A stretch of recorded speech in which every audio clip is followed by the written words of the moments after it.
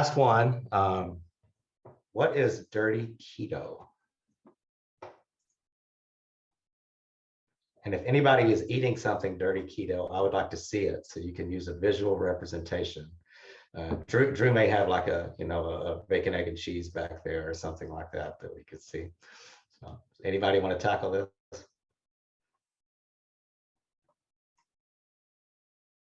No? Okay, I'm going to pick Ankit. I can if you want. Yeah. Oh, I'm going to pick Ankit. Yeah. I'm going to pick Ankit. Okay. Ankit, you go ahead. I think it's the more processed form of, like, it's like the lazy thing. You can just eat like keto from, like, you can buy the things from outside rather than making them at your home. Like, I think it's like that, dirty keto.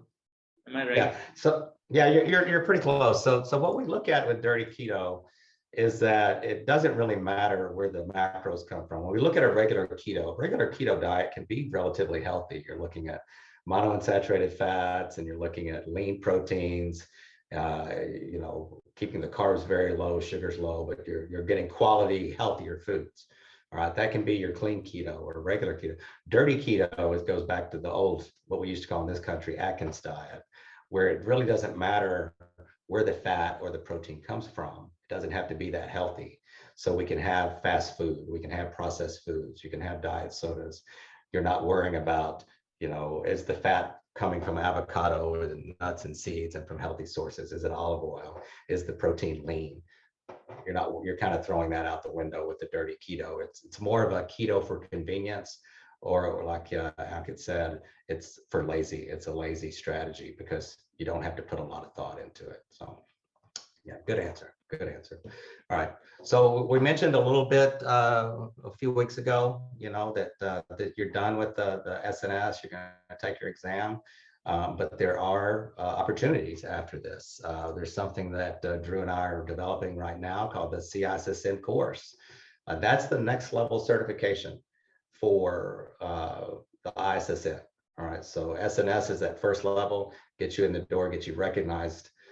CISSN puts you at the highest level. Okay, and no one's going to debate that as far as your knowledge level. So I would strongly encourage each of you, once you're ready, is to dive into the CISSN opportunities that we're presenting here with the GPNi, and go ahead and get that certification while it's fresh in your head, all right, while all the SNS is fresh in your head.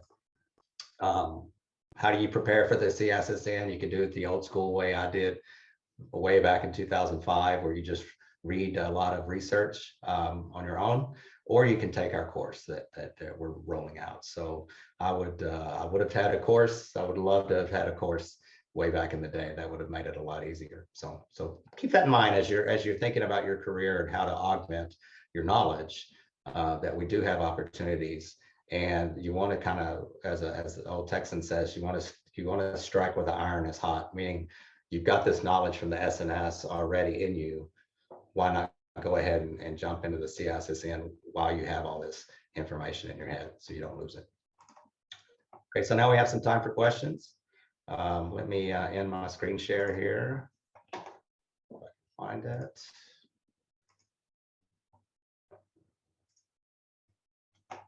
Okay, that should have done it, right? Okay, so does anybody have any questions for me about the exam, or from clarification on any of the questions, or do you have a question about your presentation? Does anybody have that? May I ask something? Yes, Stelios, go ahead. So I would like to ask something regarding the antioxidants. Stelios, would you mind putting your camera on so yes, we can see you? Yes. Thank you, mate. Yes. So is there any benefit to supplement with antioxidants if your goal is purely to build muscle? Good question. So antioxidants fall into those micronutrient areas. So you've got a lot of different antioxidants, a lot of the B vitamins, C vitamins, glutathione, and things like that. It can be beneficial if the training is really, really intense at a high level. Mm-hmm. Okay. So the first thing to keep in mind is that, the antioxidants available from the diet are going to be more rapidly absorbed. But if you have someone really training at an extremely high level, intensity and duration, then they may need extra coming in. They may need extra vitamin C to provide its benefits with recovery and swelling and fighting the free radical accumulation. So they may need more glutathione to help things. So the answer is yes, it would benefit, but you have to look at intensity and duration of their training. If they're just training one time a day for an hour, no. But if they're doing 2 and 3 hours a day, multiple sessions, look at their diet first, okay, and then say, okay, do we need to add a little bit now? And when you do those, it's very, very small amounts. You're not going to dose very much at all on those. But yeah, good question. Thank you. You're welcome. Can I ask Dr. Adams? Yes, Ankit, what do you have? I have like 2 questions. One is like, I want to know the exact difference between probiotics and prebiotics, though I have read it on Google and on few commendable sites. And the second question is, we have like these 2 books, this one and this one. So I think this one is for the CISSN because it has got a lot of more informative questions in that high level of questions, and this is for our this exam that we are going to give for the SNS, right? Correct. Okay. Yeah. The CSSN one is, and it's never going to hurt you to study more. No, right? yeah. It's never going to hurt you to go ahead and.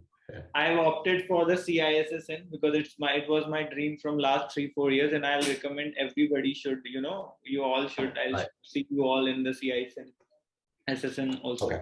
Yeah. So prebiotics and probiotics. Right. Yes. So yeah. That is confusing, especially if you go to Google and try to see what the difference is, because a lot of people don't understand. Okay, prebiotic is something that we consume that helps the beneficial bacteria already in our system.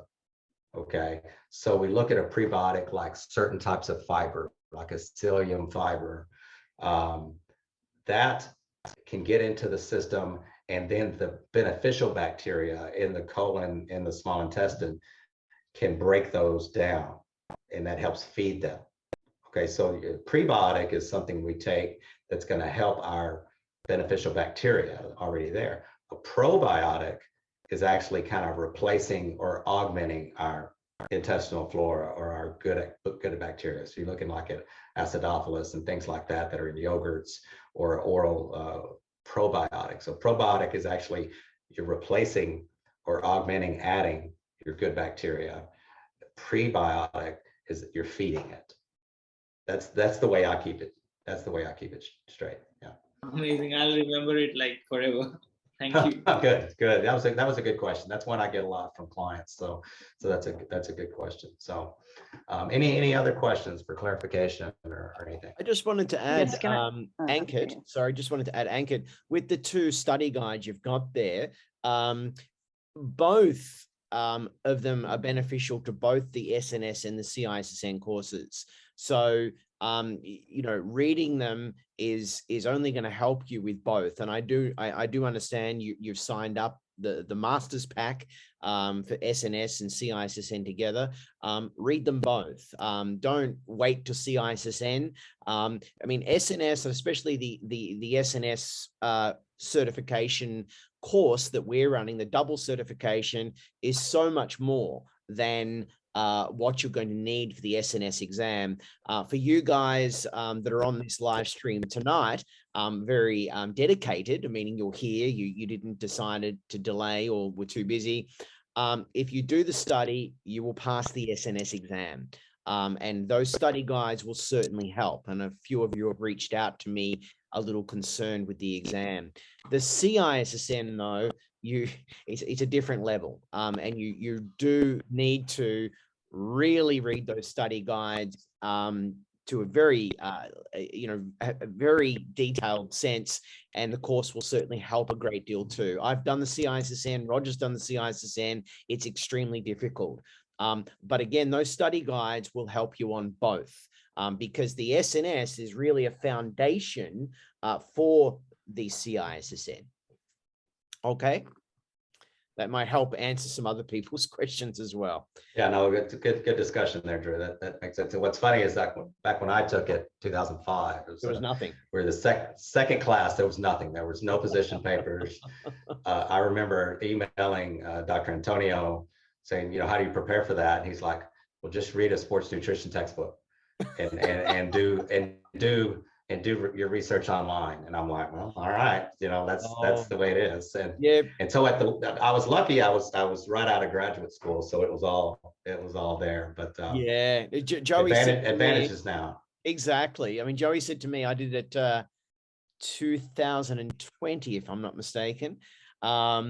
And Joey said, Dr. Jose Antonio said to me, he said, Drew, just read the position stands. And I'm like, okay, are you sure? Just read. No, the reading the position stands is really 20% of the answers. The issue is really is and a lot of the people on the call, Dr. Roger, are already signed up for the CISSN. So just to let you know, so this is probably pretty good information for them. There's two issues. One of it is if you don't have a background like Dr. Roger in physiology and gone to university to really learn these things, as well as Dr. Roger said, it's fresh in your memory. You're going to find some of the questions, especially the physiology questions, a little technically difficult. So it's learning the peripheral side of sports nutrition as well as the core parts of sports nutrition that are very, very important in the CISSN and the difference with the SNS. And the other part, which personally I had a lot of trouble with, forget about open book. I mean, forget about open book because there's a time limit. You don't have time to search the answers. Believe me, I tried. No, just joking. But you literally don't have time. You've got there's 120 minutes and you've got 120 minutes and you've got 200 multiple choice questions. You've got to know the answers. So reading the study guides will help you. Doing the course and reviewing the course and things like that will help you further because, yeah, it's a very different level than the SNS. Yeah, good explanation. Good explanation. So, okay, does anyone else have any questions about Oksana? Your question. I have a question. Yes, it's not really regarding to our study material, but I would like to ask you, Dr. Roger, because I'm working with the kids as well, and I have my 8-year-old son who is doing a basketball, like in a professional way. So his coach very often give to them the sport drinks, the energy drinks, but he's just 8 years old. So, and the duration of the training is not that long. So as I'm coach as myself, I never give to my kids the energy drink to drink. So I would like to know your opinion about the protein bars and energy drink for the young age kids. Good question. So the protein bars, I don't think at that age a protein bar is a problem. What you want to look at though is that you don't want the protein bar to take the place of the regular protein. You want it to be a supplement. So protein bar is an easy way to get in protein after your training or late at night, something like that. You don't want the young athlete to start using the protein bar as a meal replacement. So you want to make sure, and I don't think there's anything wrong with it. When you look at a protein bar though, for a child, you want to go with something that's as clean and low ingredient as possible. So there's ones that are for bodybuilders that have all kinds of supplements in it and everything else, not the right choice. So you want to look at what's the most simplest form of protein bar that I could give my young athlete. The second one with the energy drink, let me ask a clarification question. Do these energy drinks have caffeine in them or are they only glucose and sugar related? Last time I checked the bottle and it was caffeine in. So I would not advise that with an athlete that young, just because their brains and their neural development pathways are still actively growing, and that can really overstimulate a child. And again, when you think of caffeine, the more you use, the more you need. So if he or she is starting off at 8 years old to an energy drink that may have 150, 200 milligrams or more of caffeine, and over time, that's going to lose effectiveness, and they're going to have even more. So I would be very judicial in how much you use with that. Occasionally, fine, before an event, that's fine. But during training as a normal thing, I wouldn't recommend it. No. Yeah, thank you. Like I'll give you an example for my own children. I've got twin 13-year-old boys, and the only time that they use anything like that is right before a competition. Okay, we don't do an energy drink during the week after practice or before practice. Before they have a match out on the pitch, we do an energy drink just because I know it's beneficial, but we're not doing it all the time. Okay, and so that's the way I would look at it. But yeah, excellent questions. Thank you. You're welcome. Any other can I ask you questions? a question? Joni? Yeah. Yes, yeah. ma'am. Can I Yes, share ma'am. my screen? Can I share my screen as well? Sure. Yes. Okay. I have a question on a fuel and intensity continuum.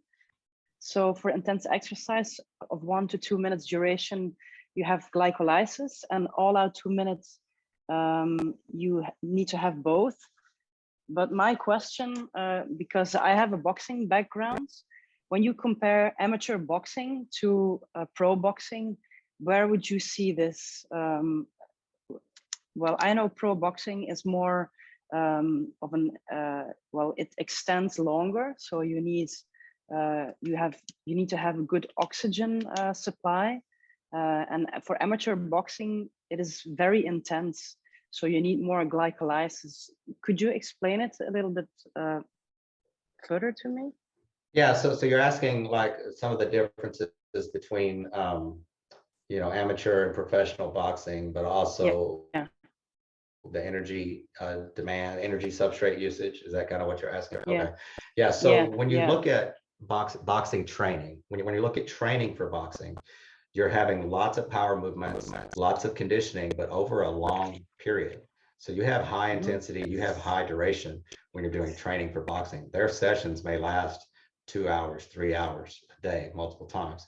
So you do need to make sure that you have the right kind of fuel pre-workout, pre-training, lots of carbs, some fat, for their intramuscular fat reserves, so that you can satisfy the long, high intensity, high duration training. Now, before an event, before a round, you've got 2 minute, 1.5 minute rounds, and then a break, 2 1.5 minute rounds and a break. You don't have to eat quite the same way as you do during training, because even though the activity, the competition is probably more intense, the duration is smaller.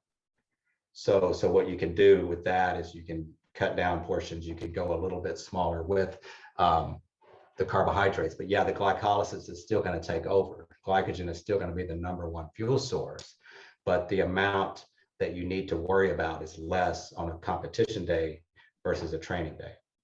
Okay. Does that answer your question? And when you compare like a pro bout to an amateur bout, because an amateur bout it's like three times 3 minutes, and a pro bout can be up till 12 rounds. So right.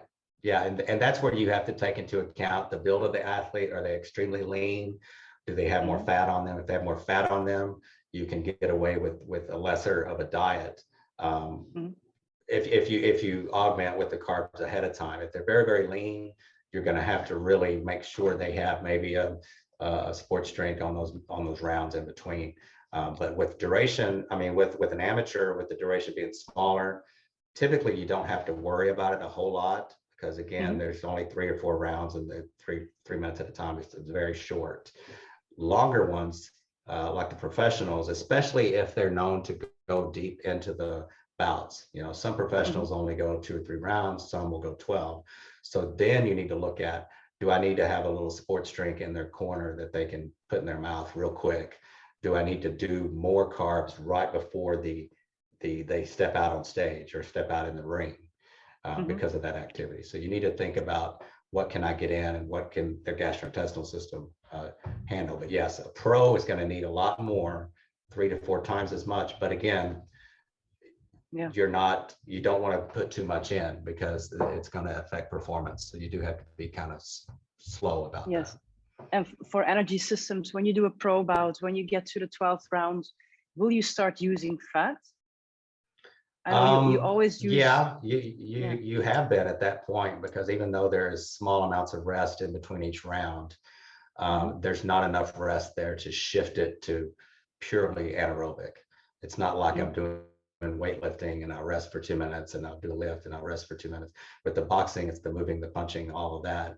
So you're going to have a certain amount of fat that's going to be utilized, but you're also going to still have some carbohydrate that's going to be needed for the power. So it's a mixture of both. But yeah, you're going to be using fat in those later rounds. Absolutely. And will VO2 max determine your performance, or will glycolysis determine your performance? Both, honestly. You look at the nutritional status as the athlete comes in, what kind of carbs they have in, if you did a carb loading, what their diet looks like for the glycolysis part of it. For the VO2 max, the better in shape that athlete is, the more sustained and more stable their utilization of those nutrients are going to be. They're going to rely less on carbohydrates and they're going to shift to more fat usage. So again, you kind of have to look at the conditioning of the athlete, and that can be a difference between an amateur and a professional as well. Okay, thanks. Yeah, good questions. Good questions. All right, anybody else? I've got one. Yes, Roger. I think you mentioned before, it might have been Joni's presentation, that people training or competing higher altitude will require more carbohydrate, and as well as to pay attention to their fluid intake as well.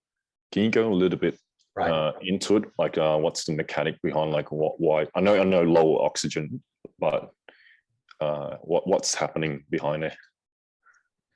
Yeah, good question. So when we look at high altitude, our body seems to rely more on carbohydrate at the higher altitudes than fat.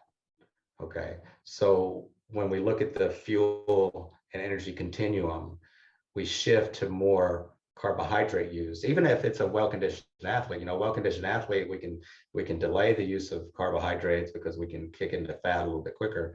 At the higher altitude, the mechanisms require carbohydrates to be used more in the beginning. All right. Now, if that athlete's been acclimated for 2 weeks, it's going to be a little bit more normal. But if you're thrown in that higher altitude, there's just a larger use of carbohydrates to meet energy demands than fat. Okay, that's simply the way that works. And from a fluid standpoint, because our sweat rates will be slightly different at higher altitude, because we're not efficient as far as we're not getting as much oxygen in. Okay, the heart has to work a little bit harder because the oxygen is not there at the higher altitude. So when the heart has to work a little bit harder, it may beat faster. You may have more beats per minute. You might have higher blood pressure. All of that can cause your sweat rates to increase. So then you'd have to make that adjustment. Yeah, it's the oxygen availability that will affect the sweat rate, and to a degree, it's that oxygen availability that affects how we use the carbohydrate as well. Right. Okay. So when we're in an aerobic environment, we need the oxygen, but typically we use more fat in that aerobic capacity, but we don't have as much oxygen. So that means we're going to skew towards more carbohydrate use until the adaptation is made. Again, if your athlete's there for 2 weeks, then that's fine. That's why the United States Olympic Training Center is in Colorado. It's at a very high altitude because it gets their athletes conditioned to high altitude. So yeah, good question. So we would use more type 2 muscle fibers in that sense then, if we don't have Yes. oxygen. Yeah, but again, you got to look at the athlete. You know, if the athlete's an endurance athlete, even their type 2 is going to be less. So they may be getting more out of their type 2, but they may not be using any more of it because their body composition is different. Right. Different. Yeah. Okay, good. So, yeah, good question. Anybody else? Are we saturated? Are our brains full? Everybody good? All right, Drew, how are we on time? Are we good on time? We're good on time. Yes, we are good on Okay. time, mate. Yep. So thank you. Any final questions or forever hold your peace? But thank you, Dr. Roger, especially an early Sunday morning for you in Oklahoma. And I do know you've got you're welcome. soccer tournament today as well with your two wonderful sons. So thank you very much for joining us on Sunday, and everyone else. Thank you very much for joining us on Sunday morning, afternoon, and evening with everyone throughout the world. And good luck with your presentations. Dr. Roger will be marking them over the next following weeks. So we'll get back your presentation results if you passed or not. But thank you very much for sharing. And then, of course, your exam, which is starting tomorrow, available online, and it'll be open tomorrow online, and you'll have 9 days to do the exam. So good luck with that. Also, if you have any questions to me or the GPNi team, Kathy, or the rest of us, please reach out. Other than that, good morning, good afternoon, and good night, and have a wonderful weekend. Thank you, everybody. Good luck on your exams. Thank you, everyone. Thank you. Bye-bye. Thank you. All right, bye-bye. Bye.